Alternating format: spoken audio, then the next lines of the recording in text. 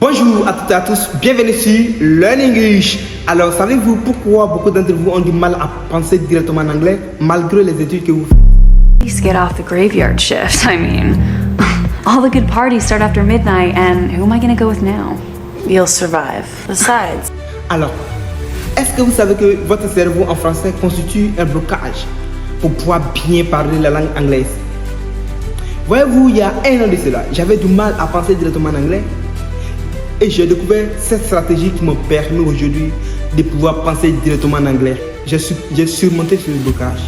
C'est pourquoi j'ai décidé de partager avec vous dans cette vidéo cette stratégie pour que vous puissiez aussi surmonter ces blocages afin que vous puissiez avoir une facilité, une rapidité, une fluidité de penser directement en anglais, les amis.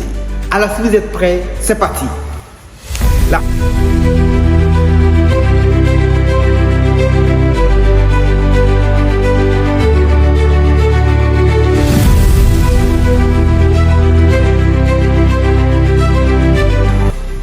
La première stratégie ou la première méthode, il s'agit tout simplement d'imaginer-vous en anglais. Imaginez-vous dans la langue. Alors il y a deux éléments qu'il faut tenir compte. Le premier élément, il s'agit tout simplement de lire et écouter beaucoup. Lire en anglais. Lire les documents tels que BBC News et puis d'autres documents aussi en anglais tels que les journaux en anglais. C'est très important. Si vous pouvez acheter des livres même en anglais, les livres du développement personnel, les livres de business, vous pouvez lire directement en anglais. Alors ça va vous permettre tout simplement d'élargir vos vocabulaire et avoir une bonne prononciation aussi en anglais. Le deuxième élément, il s'agit tout simplement de ce qu'on appelle focalisez-vous sur les phrases courantes. Quelles sont les phrases courantes que vous pouvez vous focaliser dessus en anglais? C'est très important. Il y a certaines personnes qui se permettent tout simplement d'apprendre les langues sans connaître les phrases courantes. Alors, je vais faire bientôt une vidéo sur les phrases courantes en anglais qui vont vous permettre tout simplement de parler facilement et de façon fluide la langue anglaise. Alors, un exemple très simple. What is the point? Alors, un exemple de phrase courante. What is the point? Yeah, I'm just kidding. Vous voyez, vous posez avec un ami. What is the point, guys? Yes, I'm just kidding. Ça veut dire que, alors, quand vous avez cette facilité de parler en utilisant ces phrases courantes, vous allez vous rendre compte que votre anglais va s'améliorer au fur et à mesure. C'est très important, c'est une très bonne stratégie pour parler facilement la langue anglaise. En tout cas, moi personnellement, ça m'a beaucoup aidé. C'est pourquoi j'ai décidé de partager avec vous pour que vous puissiez mettre en pratique afin que ça vous aide également. Alors, la deuxième méthode qu'il faut tenir compte, il y a ce qu'on appelle parler à haute voix. Lorsqu'on vous demande de parler à haute voix, on ne vous demande pas de crier dans l'oreille des gens. Je vois certaines personnes, souvent quand ils font les vidéos, tu dis des choses, il y a certaines personnes, eux, ils comprennent ça autrement. Vous voyez, tu leur demandes de faire telle chose, mais si tu ne sais pas bien, ils vont faire autre chose. Parler à haute voix, ça ne veut pas dire qu'il faut crier. Si j'ai envie de penser, il doit dire ouais, yes, no. Ça veut dire que tu dois deviner vos actions, par exemple. Ok, et vous donne un exemple très simple. I'm making coffee. I need to leave by 8 here. Ça veut dire quoi? Je suis en train d'imaginer, ils sont en train de décrire un peu mon action ou ce qu'ils sont en train de faire en anglais. Ou ils sont en train de dire I'm just reading, I'm just talking, I'm just teaching you. Ouais, ils sont en train de dire ce qu'ils sont en train de faire ou ils sont en train d'imaginer en anglais. C'est très important. Si tu as l'habitude de faire ça, vous allez voir qu'avec le temps, là, vous allez arrêter de penser en anglais, en français avant de faire une traduction littérale. Parce que quand vous avez l'habitude de faire cette traduction littérale, ça vous fatigue et vous avez du mal à connaître ces mots. C'est très important. Le deuxième élément, c'est de réfléchir à haute voix. Cela veut dire quoi? Réfléchir à haute voix, ça veut dire que vous allez essayer de penser et les mots que vous ne connaissez pas, vous allez essayer de détecter ces mots. C'est pourquoi je vous conseille plus d'apprendre des phrases au lieu d'apprendre des mots. Parce que quand vous apprenez des phrases, alors ça vous permet de facilement surmonter certaines étapes de traduction des mots en anglais et en français d'abord avant de connaître en anglais. Un exemple très simple. Au lieu d'apprendre to run, c'est le verbe courir, n'est-ce pas? Au lieu d'apprendre to run aujourd'hui, il faut plutôt apprendre I run every morning. Ça veut dire que je cours tous les matins. I run every morning. Or I'm running. Ça veut dire que vous apprenez en même temps le verbe et l'action du verbe. C'est très important, c'est le seul secret pour vous. C'est le seul secret pour vous permettre de bien parler la langue entrée. C'est très important. Donc, essayez aussi, le troisième élément, essayez aussi de monologuer aussi la langue en fait. Comment on peut monologuer de façon intérieure une langue? Je vous donne la stratégie. Vous prenez un miroir, vous vous arrêtez devant votre miroir et vous essayez de parler pendant 1 minute ou pendant 2 minutes. Vous parlez seulement, vous parlez la langue et après, si vous avez chronométré, vous allez essayer d'écouter ce que vous avez dit. Ça va être un exercice que vous allez faire tous les jours. Si vous mettez ça en pratique, je vous assure que votre niveau en anglais va s'améliorer. Les Chinois disent Tigao.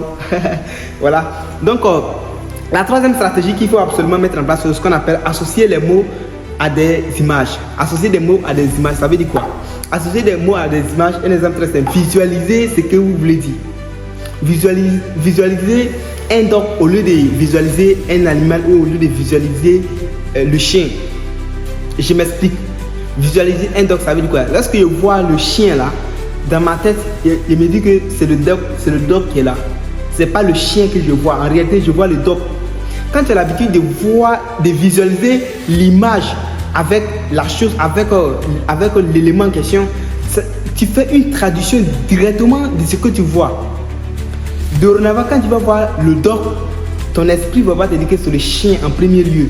Parce que notre objectif, c'est de penser directement en anglais sans pouvoir penser en français d'abord. Si tu arrives à le faire, tu vas voir que tu vas faire des speaks, tu vas faire des longs speaks en fait. Parce qu'il y a beaucoup de personnes qui ont du mal à faire des longs discours en anglais parce qu'ils doivent traduire tout ce qu'ils veulent dire en français d'abord. Au cas où tu as l'habitude de faire ça, tu fatigues. Parce que ce n'est pas facile de pouvoir traduire tous les jours les mots qu'on a l'habitude ou qu'on veut dire. Mais si tu as l'habitude de connaître des stratégies, il peut passer par ce chemin, il peut utiliser des synonymes, il peut utiliser telle stratégie. Tu vas voir que tu vas avoir une facilité de pouvoir s'exprimer en anglais sans avoir un niveau aussi élevé que ça. Voilà, c'est très important. Donc, le quatrième élément, c'est ce qu'on appelle apprenez par blocs linguistiques. Apprenez par blocs linguistiques, ça veut dire quoi? Au lieu d'apprendre une expression par jour, apprenez plutôt une phrase par jour. C'est très important. Au lieu d'apprendre une expression par jour, apprenez plutôt une phrase par jour. Je répète encore. Au lieu d'apprendre une expression par jour, apprenez plutôt une phrase par jour. Je sais de quoi il parle. C'est très important parce que quand vous allez apprendre les expressions et vous ne savez pas utiliser les expressions dans les contextes, vous allez vous faire arnaquer par le langage en fait. Ça veut dire que vous allez parler et votre interlocuteur ne va pas savoir ce que vous voulez dire. Mais si vous avez bossé la phrase, en aucun cas il va dire que je ne comprends pas ce que vous dites. Vous pouvez même échanger avec un natif parce qu'il sait de quoi vous parlez. Ça vous permet d'éviter plus les erreurs. Donc, apprenez plutôt les phrases au lieu d'apprendre les mots ou les expressions clés. Maintenant, quand vous regardez par exemple un podcast ou bien vous regardez une vidéo, essayez de faire le schéma de ce que vous avez vu ou de ce que vous avez regardé. Et vous allez répéter. Ça veut dire quoi? Je vais regarder un podcast par exemple sur le développement personnel. Donc moi, je me mets dans la peau d'un gars ou d'un monsieur du podcast et je répète ce qu'il a dit, je répète ses idées, je me mets dans la peau en fait. Si c'est un débat qu'ils ont fait, je m'engage en train de faire le débat. Et si vous faites ça, vous allez vous améliorer au bout d'un mois. C'est très important. Le cinquième élément ou la cinquième méthode, c'est ce qu'on appelle limiter la tradition mentale. Ça veut dire quoi? Limiter la tradition mentale, si au lieu de penser, essayez d'éviter d'utiliser les dictionnaires anglais-français. Utilisez les dictionnaires anglais-anglais. Il y a un dictionnaire que je vous conseille d'ailleurs d'utiliser, ce qu'on appelle the Cambridge Dictionary. The Cambridge Dictionary. Cambridge Dictionary, je vais écrire ça dans la vidéo. Si vous utilisez ce dictionnaire, ça vous permet d'éviter beaucoup d'erreurs et d'apprendre directement la langue anglaise sans penser en anglais, sans penser en français et traduire en anglais. Donc, limitez vos traductions mentales. Si vous évitez, alors vous allez vous améliorer, vous allez approfondir, vous allez vous allez améliorer votre niveau. C'est très important. Et je vous donne un exemple très simple. Au lieu de dire quack-skill, au lieu de quack-skill, parce qu'il y a certaines personnes qui ont du mal à paraphraser certains mots en anglais. Je vous donne un exemple très simple. Au lieu de dire quack-skill, je vais décrire la chose qu'on prend pour fermer, par exemple, les bouteilles. The things. Et puis, ils sont en train de changer avec un natif. Il va dire, yeah, I need the things to open the bottles. Il va me dire, yeah, you need the things to open the bottles. Yes, yeah, I need it. I need that. Yeah. Il lui dit ça. Il va savoir que je suis en train de lui faire savoir qu'en réalité, j'ai besoin de la chose qu'on prend pour ouvrir les bouteilles. Si tu ne sais pas qu'en anglais, on dit quack-skill. Quack-skill. Si tu ne sais pas qu'en anglais, on dit quack-skill, tu dis simplement the things to open the bottles. The things to open the bottles. Ouais. Donc, essayez de paraphraser aussi certaines expressions, certains mots. Cela va beaucoup vous arranger au lieu de gratter souvent vos têtes. Je vois certaines personnes quand ils vont au oral d'anglais, au baccalauréat, ils ont du mal même à s'exprimer en anglais parce qu'ils veulent faire forcément une traduction littérale. Si tu as l'habitude de le faire, ça va beaucoup te fatiguer. Donc la meilleure méthode, c'est d'éviter et essayer de diminuer le degré de traduction. La sixième méthode, c'est de pratiquer intensément. Pratiquer intensément veut dire quoi? Dans chaque jour, essayez de vous fixer un objectif. Aujourd'hui, je dois apprendre 5 phrases et je dois essayer d'utiliser les 5 phrases avec un ami ou avec ou essayer de prononcer par moi-même. Prononcer à plusieurs reprises. Si vous avez l'habitude de faire ça, vous allez voir que sans vous rendre compte, votre niveau en anglais, vous allez passer par exemple sur le niveau A1, passer de A1 à A2, A2 à B1, B1 à B2, ainsi de suite. Parce que à force d'apprendre les verbes, à force d'apprendre les phrases, vous allez améliorer votre niveau et aussi atteindre un niveau de façon exponentielle. C'est la meilleure stratégie, c'est la meilleure méthode d'améliorer son niveau. C'est d'apprendre, c'est de se fixer un objectif en premier lieu et d'apprendre plusieurs expressions, plusieurs mots et plusieurs phrases par jour.